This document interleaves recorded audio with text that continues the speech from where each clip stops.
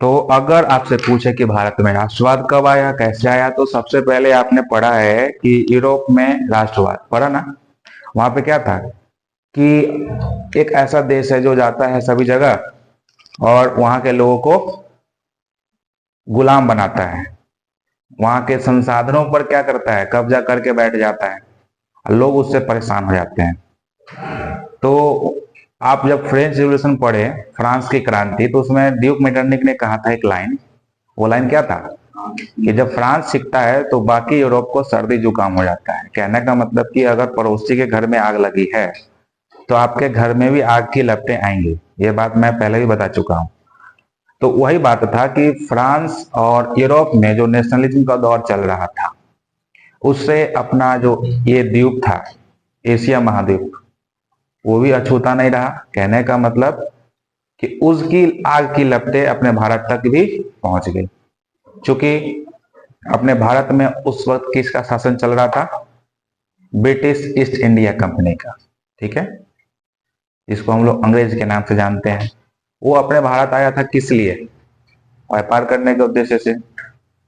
वहां की रानी ने कहा, अटॉर्नी दिया, पावर ऑफ अटॉर्नी आप कह सकते हैं कि पूरी सपोर्ट दी कि आप जाइए सभी देशों में अपना व्यापार फैलाइए।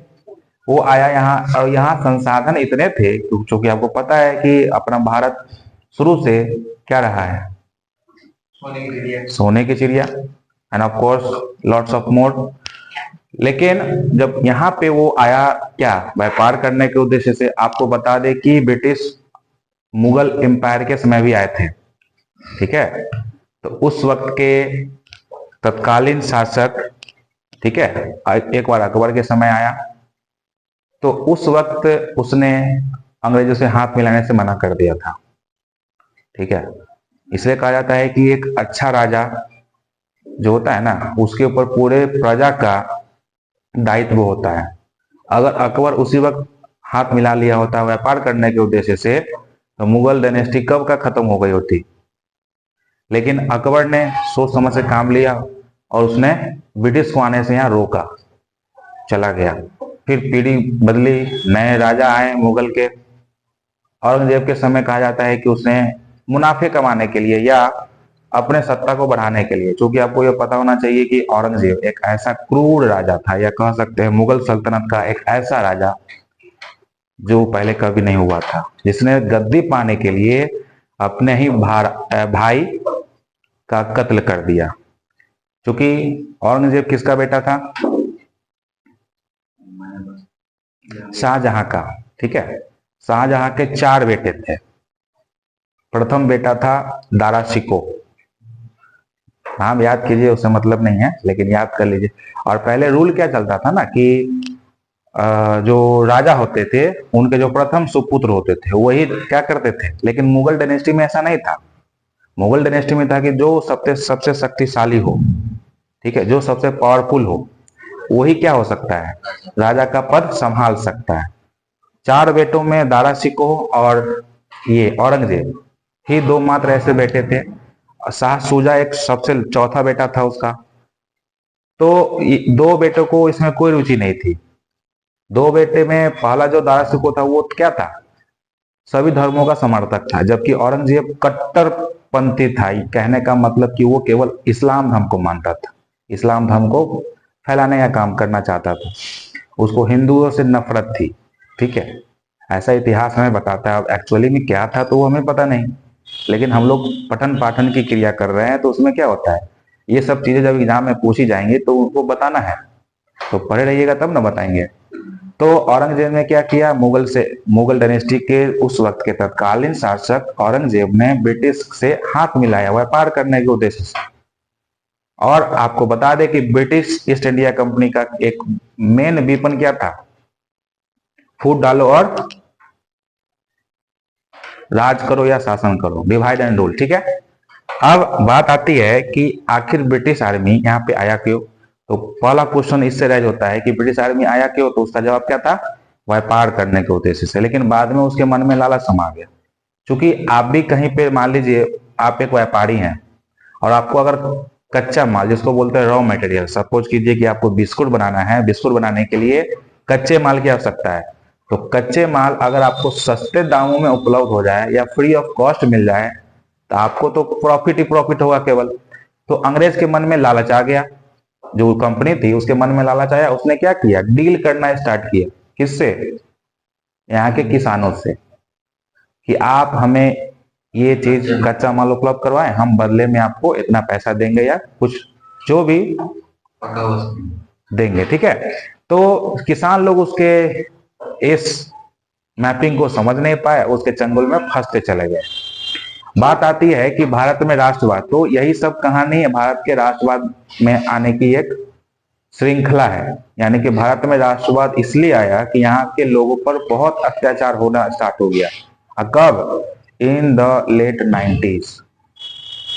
1900 आते आते भारत, क्योंकि आपको बता चुके हैं कि फर्स्ट रिवोल्ट कब 1857 में मंगल पांडे के नेतृत्व में हुआ था। तो उस वक्त क्या था, अपने भारतीयों में एकताओं की कमी थी, सब अलग अलग हो रखे थे। उस वक्त उसका साथ देने वाला कोई नहीं था। हालांकि ये रिवोल्ट बहुत सक्सेस भी रहा। 1900 आते आते भारत में अचानक से क्या हुआ कि दूसरे देश में, क्योंकि उस वक्त तक भारत में और लगभग सभी देशों में प्रेस काम कर रहा था, यानी प्रेस आ चुका था। अब प्रेस का काम क्या था? न्यूज छापना और लोगों तक फैला देना। इसीलिए ना ब्रिटिश को जब लगा कि अब हमारे खिलाफ प्रेस क्या कर रहा है, लोगों को भड़काने का काम कर रहा है, तो उसने वर्नाक्युलर प्रेस एक्ट लगा करके भारत में सभी प्रेस को क्या कर दिया, बंद करवा दिया। कुछ भी छापने से मना करवा दिया। जो छापता था उसको रातों रात मार देता था, खत्म कर देता था, प्रेस में आग लगा देता था। तो इस तरह से कहा जाता है कि भारत में राष्ट्रवाद, फर्स्ट वर्ल्ड वार, खिलाफत और नॉन कोऑपरेशन मूवमेंट का इंप्लीमेंटेशन है। जैसे आपको पता है कि भारत और यहाँ के सैनिकों के बीच, क्योंकि आपको पता होना चाहिए कि जब वर्ल्ड वार चल रहे थे तो अपने भारत से बहुत सारे सैनिक, ठीक है, हर घर से एक सैनिक फर्स्ट वर्ल्ड वार में शामिल हुआ था। जो ब्रिटेन ने यहाँ के क्या किया, लोगों को विश्वास दिलाया कि आप हमें फर्स्ट वर्ल्ड वार में मदद करें, सैनिक दे, हम आपको क्या करेंगे, आजाद कर देंगे, फर्स्ट वर्ल्ड वार में ही। लेकिन उसके मन में तो लालच था, फर्स्ट वर्ल्ड वार खत्म हो गया, उसने ऐसा नहीं किया। तो फर्स्ट वर्ल्ड वार का परिणाम ही क्या कहलाता है कि भारत में राष्ट्रवाद बहुत तेजी से फैला। क्यों फैला? क्योंकि जब भी युद्ध होते हैं, जब भी युद्ध होता है यानी वॉर होता है, तो उसमें बहुत सारे पैसे, रुपए, धन की खर्च होती है। अब वो पैसा आएगा कहां से? भारत एकदम कंगाल हो चुका था, मतलब सारा सैनिक, रुपया, पैसा लुटा चुका था, और ब्रिटिश आर्मी केवल वो भी कर्ज में डूबी हुई थी। क्योंकि फर्स्ट वर्ल्ड वार कहा जाता है कि इतिहास का वैसा प्रलयंकारी युद्ध था, इससे जैसा युद्ध पहले न कभी हुआ था, ऐसा लोग मानते हैं, इतिहासकार बताते हैं, ठीक है। तो कहा जाता है कि फर्स्ट वर्ल्ड वार का परिणाम है भारत में राष्ट्रवाद। इसमें आप देखेंगे खिलाफत मूवमेंट भी है और नॉन कोऑपरेशन मूवमेंट भी है, ठीक है। मसला यूं ही आगे बढ़ता गया और इसमें कहा जाता है कि गांधी जी आते हैं और अपना समर्पण राष्ट्र के प्रति देते हैं। लेकिन आपको ये मानना भी पड़ेगा कि गांधी जी के पहले ऐसे बहुत सारे क्रांतिकारी थे जिन्होंने अपने भारत को आजाद कराने के लिए अपनी जान तक दे डाली। बहुत सारे नाम आप जानते भी हैं, चंद्रशेखर आजाद थे, भगत सिंह, और भी नाम, राजदेव, सुखदेव, और न जाने कितने क्रांतिकारी। तो उन लोगों की प्रयास तो हम लोग निरर्थक नहीं मानते हैं, लेकिन भारत में जरूरत थी कि एक एम्पायर जो फैल चुका था अपने भारत में, उसको नेस्तनाबूद करने के लिए एकता की जरूरत थी, जो उस वक्त महात्मा गांधी ने किया। आपको यही पता होना चाहिए कि अफ्रीका के गांधी किसे कहा जाता है? Nelson Mandela. वहां पे क्यों आंदोलन हुआ था? काले गोरों के बीच आंदोलन हुआ था, काले गोरे बीच वहां आंदोलन हुआ था। वहां पे गांधी जी ने जाके भी सत्याग्रह का विचार क्या किया था, फैलाया था। वहां पे उन्होंने अपना बहुत विशिष्ट योगदान दिया, ठीक है, जिससे वहां के लोग उनको जाने। अपने भारत में भी उन्होंने यही काम किया। आगे चल के आपको बताएंगे द आइडिया ऑफ सत्याग्रह, कि गांधी जी का जो सत्याग्रह का विचार था वो कैसे इसमें काम करता है। गांधी जी का आदर्श क्या था? ट्रूथ एंड नॉन वायलेंस, सत्य और अहिंसा। वो हमेशा चाहते थे कि सत्य और अहिंसा के मार्ग पे चलकर आजादी प्राप्त की जा सकती है। उन्होंने ऐसा अपने लिए किया भी और अपने देश के लिए भी किया। तो इसमें आपको फर्स्ट वर्ल्ड वॉर, जो कि 9th क्लास में पढ़ाया जा चुका है ना, जो कब से कब तक का समय था, 1914 से लेकर के 1918 तक का, ठीक है। हालांकि इसके परिणाम 1919 तक झेले गए, क्योंकि उस वक्त बहुत विपदा आई भारत पे। खाने का रोटी, या जो बोलते हैं उसको, बड़ा बड़ा ब्रेड आया करता था रोटी के आकार का। उसकी कीमतें समझ लो इतनी बढ़ गई कि लोग, आम आदमी सही से अफोर्ड नहीं कर पा रहा था। और ब्रिटिश अपना काम निकाल करके कान में तेल रखकर बैठा हुआ था अपने इंग्लैंड में। वो आता है भारत, यहाँ के लोगों को विश्वास दिलाता है और यहाँ से सैनिकों को ले जाता है। जो सैनिक यहाँ से जाते हैं शायद ही कोई आ पाता है। नतीजा, यहाँ के लोगों में तो गुस्सा बढ़ेगा ना जी। अब जिस परिवार का जो सैनिक मर गया, या जो संतान जिस परिवार का मर गया, वो चुपचाप रहेगा। ऐसे लोगों की संख्या बहुत थी। कहा जाता है कि फर्स्ट वर्ल्ड वॉर के बाद जब सैनिकों के होते हैं ना अंग वस्त्र, या जो भी मेटल्स की चीजें जो वो लोग पहन रखे होते हैं, उसमें ज्यादातर अंगूठियां शामिल थी। कहा जाता है कि वो अंगूठी की संख्या इतनी थी जिससे देखकर लोग अंदाजा लगा सकते थे कि किस तरह यहाँ जो युद्ध था एकदम भयावह युद्ध था। एक बड़ा सा मत समझिए कि एक बॉक्स था, उसमें ढेरों अंगूठियां थी। तो यहाँ पे क्या होता है कि अंग्रेज ने अपना विश्वास खो दिया फर्स्ट वर्ल्ड वॉर के बाद। उसने कहा कि हम आपको आजाद कर देंगे, रिहा कर देंगे, यहाँ पे जितने भी टैक्स सिस्टम है सबको खत्म कर देंगे, जो कि अंग्रेज ने नहीं किया। और यहीं से स्टार्ट होता है भारत में। तो यहाँ के लोगों ने सोचा कि अब समय आ गया है हमको उसके चंगुल से मुक्त होने का। तो उसमें गांधी जी की अहम भूमिका रही।